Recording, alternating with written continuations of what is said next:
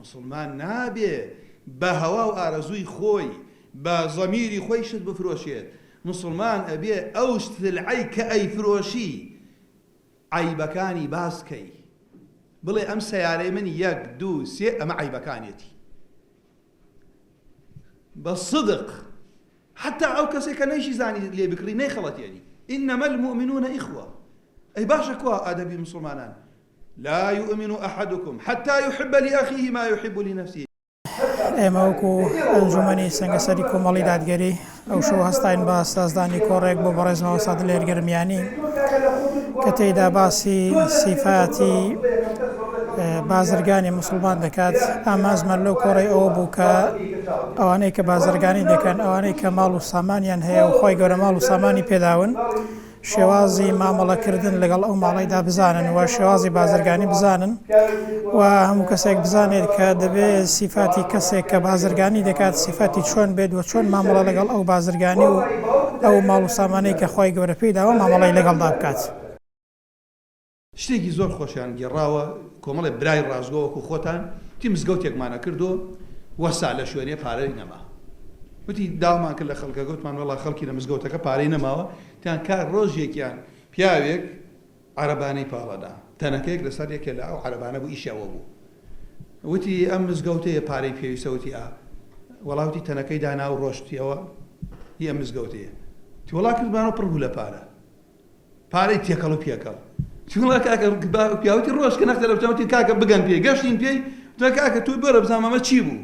کاکە منم عەرەبانەم کڕیوتمە خوایە من و تۆ شەریکی، خوایە من و تۆ شەریکی. ئەوەی دەریەکەم هاوردمە نیوەی بخسەتە باخەڵم نیوە بخسەتە ناو تەنەکەکە. ئێستا بیستمە ماڵەکەی خوای پەروەردگار پارەی پێویستە بەشەکەیم هێناوەتەوە. ئەمە پیاوێکە خوای رب العالمین عز وجل کردی ئەوەی کە لە مزگەوتێکە دەستی هەبێ. يا ابن آدم پیغمبر فرمی صلی الله علیه و سلم خواه فرمی يا ابن آدم أنفق عليه. يسبها بلا ما مصايا من روجي 10,000 نفقي شيء تولوا 10,250 اتقوا النار ولو بشق التمرة. خوتان لا أقرب ببارزن پیغمبر خواه فرمی صلی الله علیه و سلم أقرب لا تخور ما يقبيه.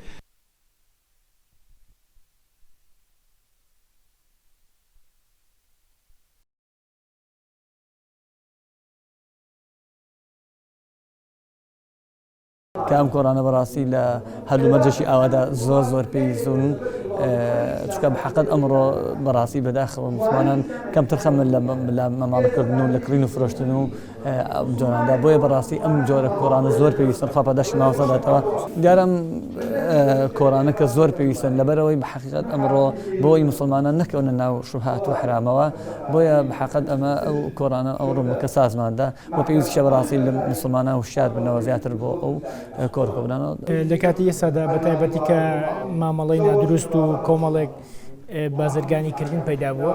ئەم کۆڕکۆبوونەوانە زۆر گرنگن و پێویستیشە لە هەموو شار و شارچکان لە شوێنەکانکە خەڵک وشار بکرێتەوە کە خۆیان بپارێزن و ماڵ و سامانیان بپارێزن لە مامەڵەی نادروست و مامەڵەیەکی کە دەبێتە هۆی ئەوەی کە هەم لە دوا ڕۆژدا خەفەتبار بن هەمیشەوەی کە لە ئێستادا ماڵەکانیان لەدەست بچێت. خەڵکتان نەبینێ بە پارەیەکی کەم بە ئاسوودەی ئەژی. من ئێستا خەڵک ئەناسم 500,000 هەیە 200 داتا کرێ میوان وەڵا نازانم چۆنەژی قەت گلەیی ناکە. خەڵکیش ئەناسم 4-5 ملیۆنیە و تجارەتی شەیە چی گەشتون پێی مەحاڵە باسی حاڵی خۆی نەکرێ بە خراپە.